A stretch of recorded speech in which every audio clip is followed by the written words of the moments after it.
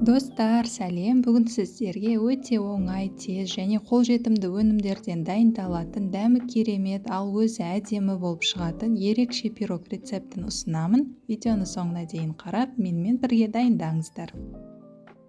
Ең алдымен банан және какао қосылған қамыр дайындаймыз. Ол үшін 380 грамм бананды тазалап, мінекей осылай турап аламыз. Банан міндетті түрде сапалы және балғын болуы керек, сол кезде пирог та дәмді болады.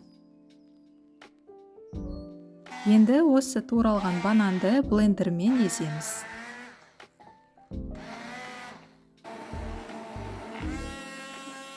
Ал қазір езілген бананға бір жұмыртқа жарып, оған қант, ұнтақ жармасын және какао қосамыз.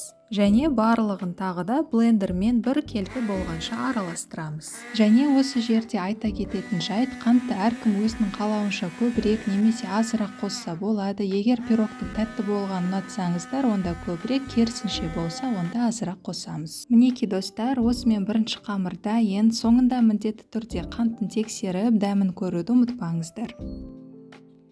Ал енді екінші қамыр үшін бізге 360 грамм сүзбе керек болады. Сүзбеге бір жұмыртқаны жарып, оған қант, ұнтақ жармасын және сүт қосып, бұны да блендермен бір келкі болғанша араластыру керек.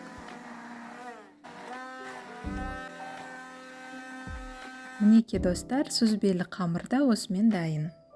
Ал қазір біздің пирог жабысып қалмауы үшін орташа формаға жақсылап сары май жағамыз. Енді алдымен банан және какао қосылған қамырды формаға құйып, бетін тегістеп шығамыз. Ал сүзбелі қамырды жаңағы қамырдың үстінен мінекей осылай қасықпен салып шығамыз. Пирогты алдын ала 180 градус қызып тұрған пеште 35-40 минуттай пісіреміз. Мінекей достар, біздің пирог дайын. Қазір оны сіздерге кесіп көрсетемін. Өздеріңіз көріп тұрғандарыңыздай, пирог өте нәзік болып шыққан, өте оңай кесіліп жатыр. Мінекей достар, қараңыздар, пирог өте әдемі, нәзік және жұмсақ болып шыққан. Міндетті түрде дайындап көріңіздер. Сіздерге ұнайтынына сенімдімін. Бұл рецепт сіздерге ұнаған болса, мені қолдап, лайк және пікір қалдырып, менің арнама тіркеліп кетулеріңізді сұраймын. Видеоны қарағандарыңыз үшін сіздерге үлкен рахмет. Келесі кездескенше аман сау болайық.